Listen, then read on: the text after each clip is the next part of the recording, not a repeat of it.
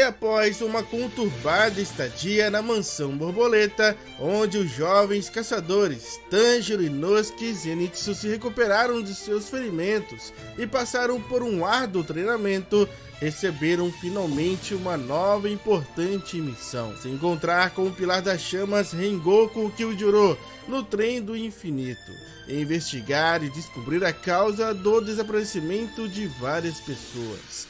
E para Tanjiro, essa também era uma oportunidade perfeita para encontrar respostas sobre a misteriosa dança do seu pai, a dança do Deus do Fogo. Kimetsu no Yaiba, Trem Infinito, o filme, parte 1. Zenitsu, que ainda não conhecia Rengoku, pergunta a Tanjiro se ele é um pilar e se ele sabe como é sua aparência. Tanjiro responde dizendo que sim, que ele é um pilar e que é um cara com cabelo brilhante e que ele também se recorda do cheiro dele, e acrescenta dizendo que ele está bem perto. Mas naquele momento eles se assustam com alguém dizendo bem alto: saboroso. E aquela pessoa não parava de gritar: saboroso, saboroso, saboroso. Porém, não foi somente isso que chamou a atenção de Tanjiro. Ao se aproximar daquela pessoa, ele percebe que aquele cara era justamente a pessoa que eles estavam procurando, o Pilar das Chamas Rengoku, que estava saboreando uma deliciosa comida. Mas Zenitsu não consegue acreditar que aquele cara é o Pilar das Chamas e comenta com Tanjiro: você tem certeza que esse cara é o Pilar das Chamas? Para mim ele se parece com um guloso qualquer. Mas Tanjiro afirma que ele realmente é o Pilar das Chamas. O caçador então se aproxima dizendo: com licença, Rengoku-san, que por sua vez vira para Tanjiro e diz: saboroso.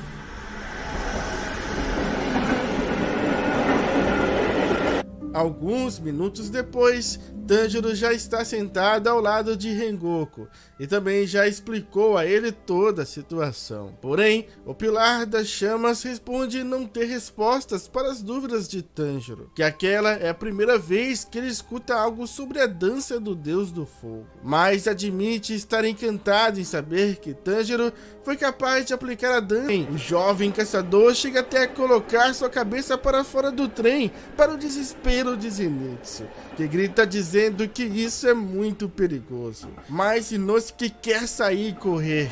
Ele deseja disputar uma corrida para ver quem é mais rápido, ele ou o trem. No entanto, Rengoku adverte que aquilo é perigoso, mas por outro motivo, pois ele não sabe quando o Oni irá aparecer. E ao ouvir aquilo, Zenitsu muda completamente de expressão e começa a gritar: você só pode estar de brincadeira. Como assim o Oni vai aparecer nesse trem? Pois Zenitsu acreditava que eles estavam indo para um lugar com Onis, mas que não imaginava que um iria aparecer dentro do trem. Mas é então que Rengoku explica: em um curto período de tempo, mais de 40 pessoas desapareceram desse trem. Nós mandamos vários espadachins para cá, mas nenhum deles retornou. E é por isso que eu estou aqui como um pilar. E ao saber de tudo isso, Zenitsu em desespero apenas diz: entendi, então estou vazando. Porém, naquele instante, surge o condutor do trem, pedindo para conferir as passagens dos nossos caçadores. Logo, Rengoku entrega as passagens, e enquanto o condutor confere e as perfura, podemos observar que Zenitsu ainda está em choque e não vê a hora de sair daquele lugar. Mas Tanjiro percebe que tem algo errado, pois ele sente um cheiro de algo ruim. E é então que o condutor silenciosamente diz: eu vi eles. E imediatamente Rengoku entra em estado de alerta. O Pilar das Chamas se levanta e avança. E ele alerta o condutor dizendo: é perigoso, então recue. É uma emergência, então eu preferiria que não me perguntasse por que eu tenho uma espada. Naquele momento, diante de Rengoku, no corredor daquele trem, entre os passageiros assustados, estava o Oni misterioso, sedento por sangue e nitidamente incomodado com a presença daqueles caçadores. Ele estava prestes a atacar e fazer mais vítimas. Porém, desta vez, ele teria como obstáculo um caçador de elite, o Pilar das Chamas, Rengoku Kyujuro, que entusiasmado e cheio de vigor dizia: "Grandão, você estava escondendo suas técnicas de sangue de demônio? Foi difícil encontrar sua presença. Se você está mostrando suas presas para pessoas inocentes, a espada vermelha das chamas de Rengoku vai queimar você até os ossos." Mas aquele Oni não se intimida com as palavras e a presença do Pilar, para o desespero de Zenitsu e Tanjiro, pois aquele Oni avança sedento na direção deles. No entanto, Rengoku já estava preparado. Respiração das chamas. Primeiro estilo. Reino de Fogo. Em uma velocidade surreal, Rengoku atravessa o Oni, deixando para trás apenas um rastro de fogo. Apenas um golpe, o Pilar das Chamas decapita o Oni.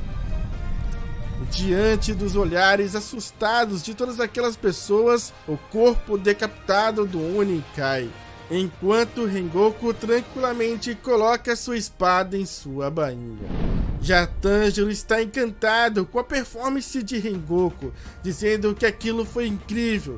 Ele pede: "Me faça seu discípulo." E sem hesitar, Rengoku responde: "Com certeza, eu vou transformá-lo em um bom espadachim." Mas ele não é o único que quer se tornar o seu discípulo. Zenitsu e Inosuke também se candidatam a uma vaguinha. E Rengoku promete que vai cuidar de todos eles, para a alegria dos jovens caçadores.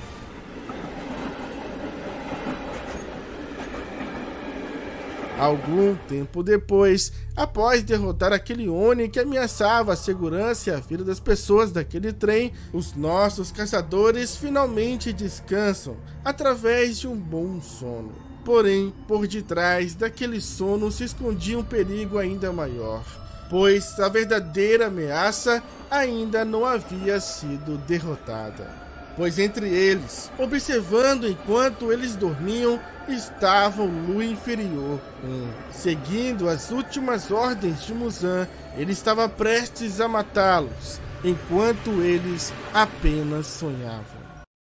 E começamos vendo o condutor chorando muito e dizendo para alguém que fez exatamente como lhe foi solicitado. E ele perfurou as passagens dos alvos e que os colocou para dormir. Por fim, ele implora: "Por favor, me coloque para dormir.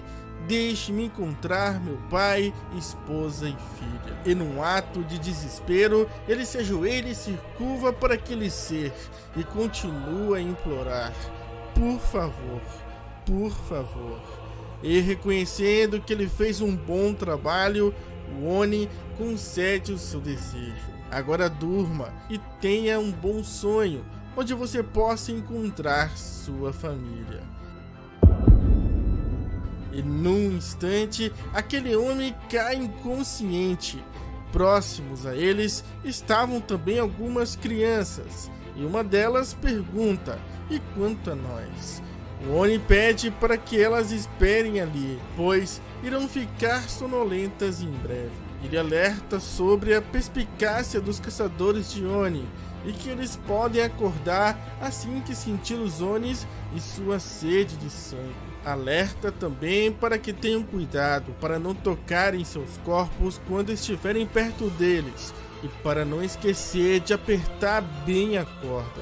Oni revela que ele não pode se mover da locomotiva por um tempo, por isso pede para que eles façam o seu melhor até tudo estar preparado. E só depois de tudo isso é que eles poderão ter um sonho maravilhoso. Sem questionar, aquelas 4 crianças concordam e aceitam aquelas condições. E do lado de fora, Emo está confiante. ele revela que não importa o quão fortes os caçadores são, pois a força que move os humanos é o coração e a alma. Emo segue dizendo que acredita que deveria destruir o centro dos espíritos deles, pois, fazendo isso, eles irão se tornar apenas cadáveres vivos, e assim seria muito mais fácil matá-los. E finaliza dizendo que todos os corações humanos são iguais, eles são frágeis e fracos, como se fossem feitos de vidro. Nesse momento, os nossos caçadores estavam imersos no mais profundo sono.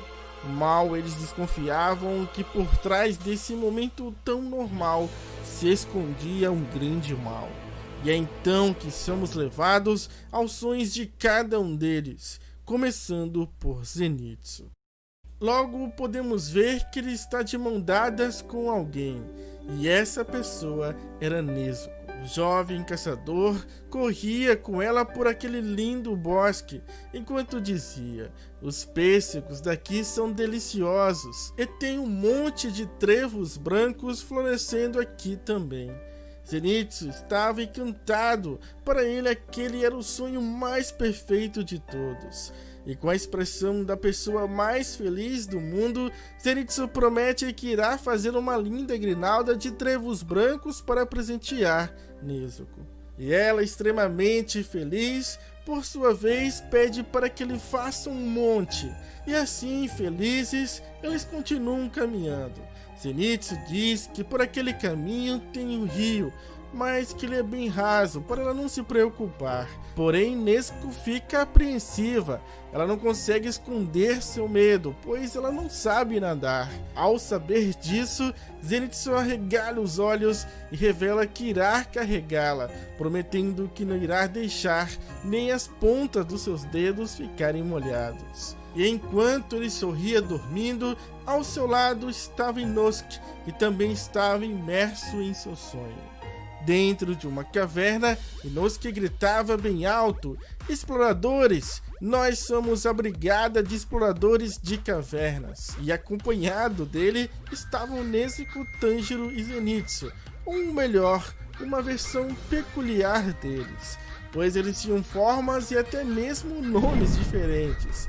Por Inosuke, eles eram chamados de Minions 1 e 2, mas eles tinham seus próprios nomes. Tanjiro era Ponjiro, e Zenitsu era Juitsu, e Inosuke era simplesmente o mestre deles. E bom, né, o Ponjiro, ele comenta que consegue sentir o cheiro do mestre daquela caverna, e o Juitsu, por sua vez, comenta que consegue ouvir o ronco dele. E diante disso, o mestre Inosuke grita: certo, aqui vamos nós. Porém, a Minion 3 não estava muito afim de obedecer às ordens do seu mestre. É aí que Inosuke não tem escolha e lhe oferece algumas bolotas para que ela seja bem obediente. E com isso, os três Minions partem junto do seu mestre para o desconhecido.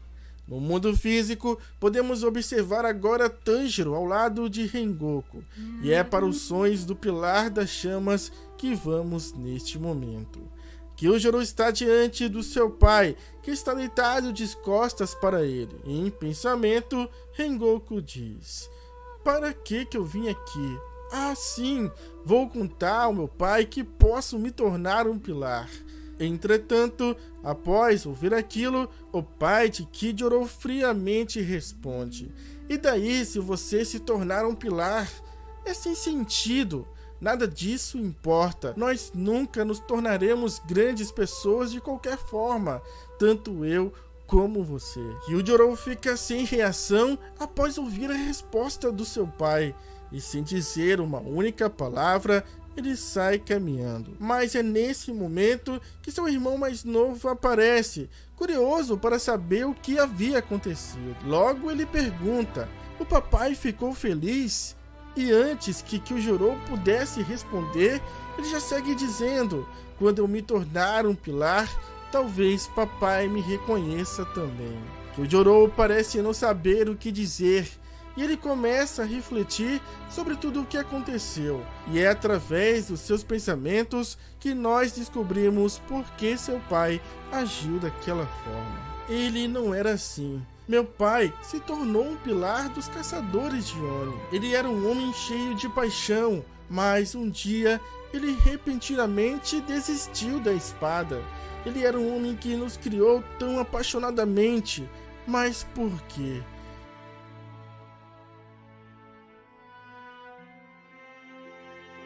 Mesmo quando reflito sobre isso, acho que foi inevitável. E Senjiro está em uma situação ainda mais triste. Ele basicamente não tem nenhuma memória da mamãe, que faleceu de uma doença quando ele era ainda muito pequeno.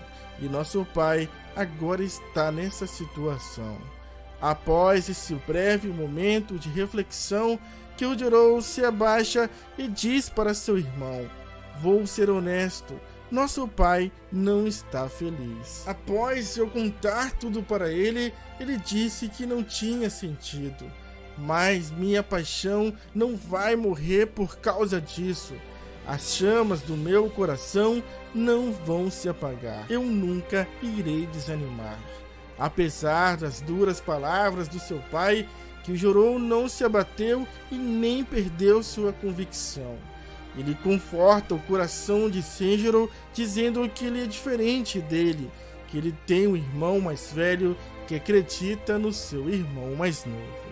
E que não importa qual caminho ele escolha, pois ele nunca deixará de ser uma pessoa maravilhosa, com uma paixão fervorosa em seu coração. Senjiro se emociona ao escutar as doces palavras de seu irmão. Ele dá um forte abraço.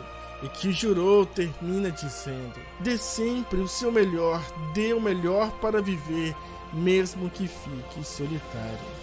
E por fim temos Tanjiro, com que ou com quem o nosso jovem caçador está sonhando.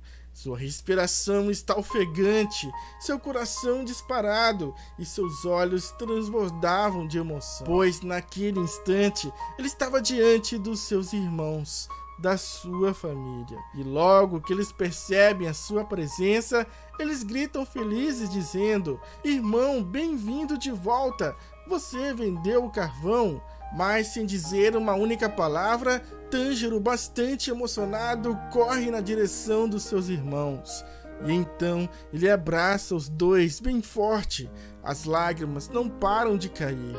Tanjiro pede desculpas inúmeras vezes, dizendo que sente muito. E claro, seus dois irmãos ficam confusos, sem entender por que Tanjiro estava agindo daquele jeito.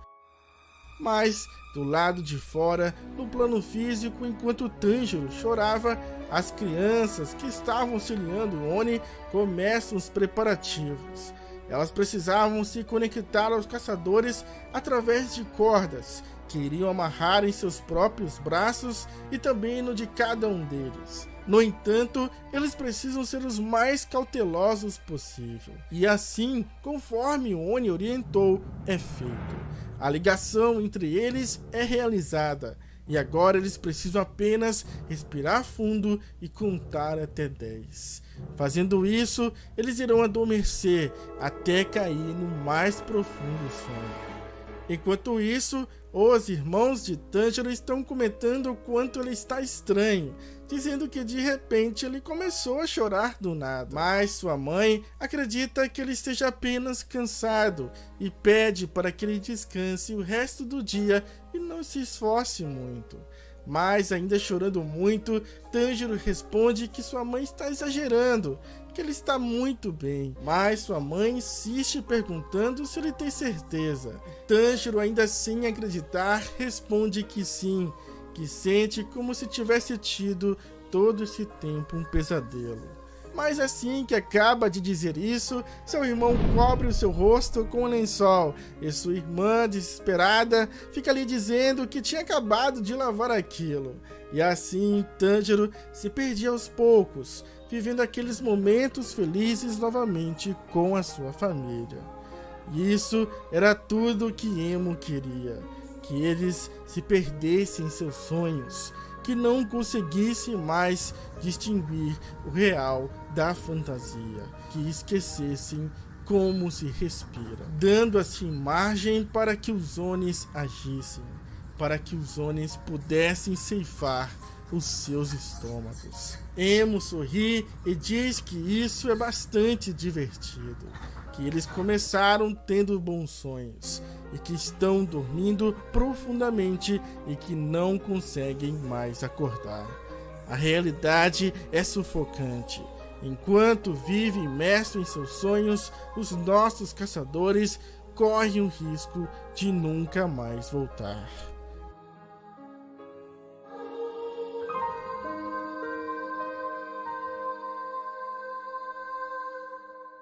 As cordas criadas pelo demônio do sono Emo têm um poder especial, o qual permite às pessoas penetrarem nos sonhos daqueles que estão conectadas. E nesse momento, é exatamente isso que estamos vendo acontecer. Kyujiro e Tanjiro estão adormecidos, e essa jovem e misteriosa garota está conectada aos sonhos do Pilar das Chamas. E é exatamente para lá que nós iremos voltar. Enquanto Kyujiro estava com seu irmão mais novo, aparentemente em um treinamento de espadas, vemos aquela jovem garota escondida e observando tudo de longe. Logo, ela começa a correr, porém com o máximo de cautela para que ela não fosse notada. E o que a garota buscava encontrar era algo chamado de a borda do sonho. E Emo havia explicado com detalhes o que isso significava. O sonho que o demônio do sono Emo mostra a você não é infinito. O sonhador acaba no centro de um círculo. Existe uma área de inconsciência fora do sonho, e o centro do espírito está exatamente nessa área, a área de inconsciência. E se ele for destruído, seu dono ficará mentalmente debilitado. E lá está, é a parede. O cenário continua, mas não vai muito mais longe que isso. Eu vou destruir o centro espiritual rapidamente, então poderei ter um sonho bom também. Esses eram os pensamentos da garota extremamente motivada. Tão logo ela consegue rasgar a parede e nota um clima diferente de tudo naquela área. Essa é uma área de inconsciência estranha. É quente. Eu estou queimando, ela dizia para si mesma enquanto procurava o centro espiritual de Kyujiro, que do lado de fora continuava adormecido, presos em seus próprios sonhos. A garota não demora muito para encontrar o centro espiritual e diante dele, bem surpresa, ela diz: é a primeira vez que vejo um vermelho, mas seu centro espiritual é bem frágil, então eu vou conseguir destruí-lo facilmente, como se fosse de vidro. A garota então se prepara, ergue seu braço e avança para dar o golpe crítico no centro espiritual. No entanto, algo inesperado acontece que faz com que a garota comece a sentir muita dor, a ficar sem ar, e a causa disso é Kyujiro, que de maneira inconsciente agarrou o pescoço da jovem garota com força no mundo real. E diante dessa situação crítica, a garota logo se lembra de mais uma coisa que Emo havia dito. Em circunstâncias normais, quando humanos estão sobre técnicas de um demônio do sono, eles não podem se mover. Isso ocorre porque sua consciência é completamente cortada do corpo, e como resultado, eles ficam presos no sonho. Emo havia deixado um aviso para os jovens: mesmo que caiam sob as técnicas, caçadores de demônios são sensíveis à sede de sangue, e há uma possibilidade de que possam quebrar a técnica. E foi exatamente por isso que ele usou humanos para destruir o centro espiritual dos caçadores. Afinal, quando perdem o centro espiritual, eles se tornam vulneráveis, não oferecendo nenhum tipo mais de resistência. E assim, eles podem ser mortos facilmente. Mas Rengoku se moveu, enquanto estava preso em uma técnica que não deveria permitir que ele se movesse. A garota não tinha sede por sangue, porém o corpo do caçador sentiu a sua presença através de seus instintos e reagiu.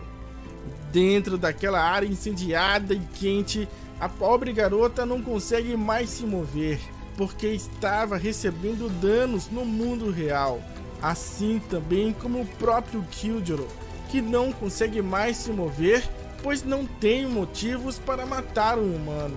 E desta forma, ambos estavam em impasse. Enquanto isso, vemos ao fundo Tanjiro que continua em seu sono profundo. E logo, somos levados novamente para seu sonho também.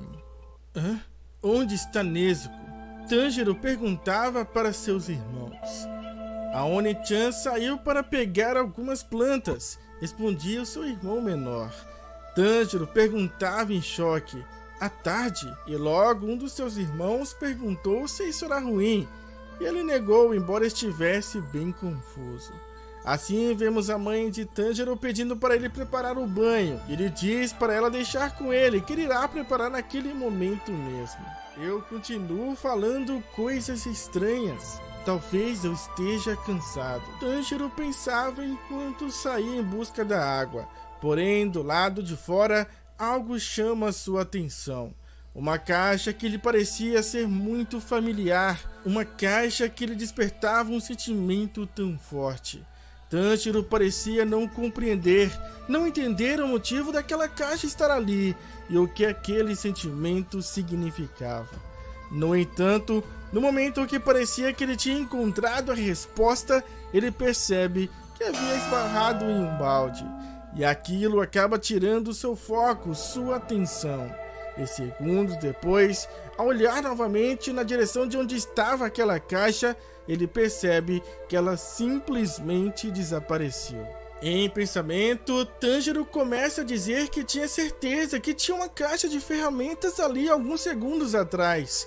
E ele questiona se por acaso seus olhos estavam lhe enganando. Passado esse breve e confuso ocorrido, Tanjiro segue seu caminho. Com os 2 baldes em suas mãos, ele vai até o rio e quando ele se abaixa para pegar a água para preparar o banho, ele vê seu reflexo e se assusta. Pois o que ele estava vendo não era simplesmente a sua imagem refletida na água, era uma outra versão de si mesmo, que estava desesperado, tentando lhe avisar, lhe mostrar toda a verdade. Num piscar de olhos, o balde vai para a água com força e seu reflexo o agarra, o puxando para dentro da água com tudo que tem. Tanjiro está dentro daquele rio, diante de alguém que era exatamente idêntico a ele, porém aquelas palavras ditas por aquele seu outro eu em desespero eram aterrorizantes. Levante-se, eles estão atacando. Um sonho, isso é um sonho. Levante-se, lute. E ao ouvir repetidamente essas frases, finalmente, Tanjiro estava começando a entender toda aquela situação. Ele se recorda que ele está naquele momento no trem. Ele tenta, faz o possível para acordar daquele sonho. Porém, quando abre seus olhos, ele agora está diante dos seus irmãos.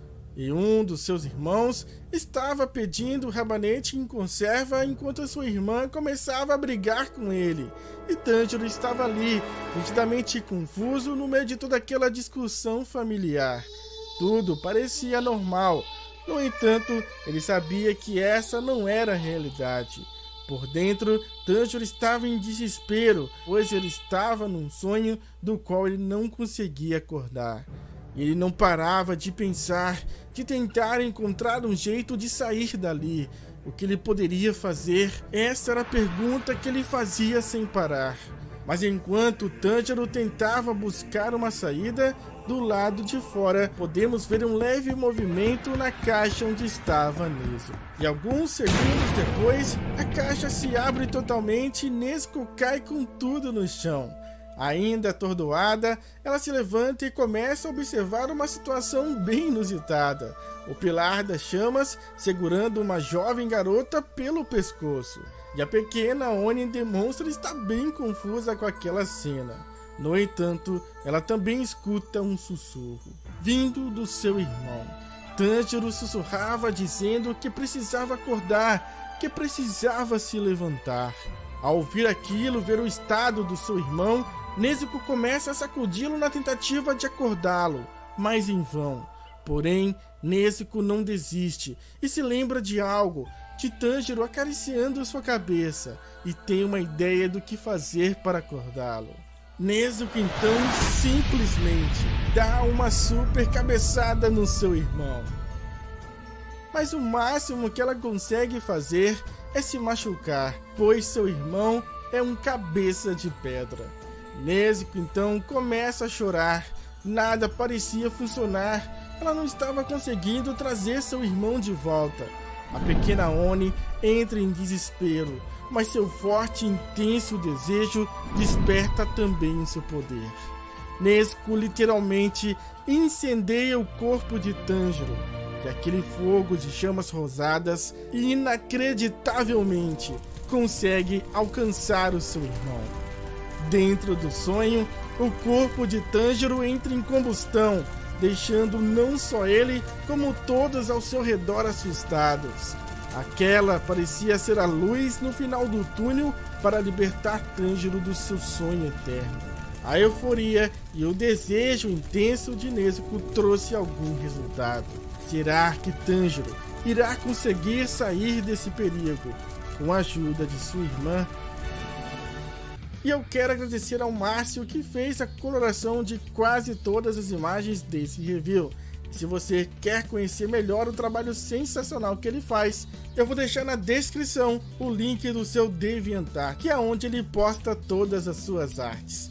E também quero agradecer ao Rick, que me ajudou bastante no roteiro desse vídeo.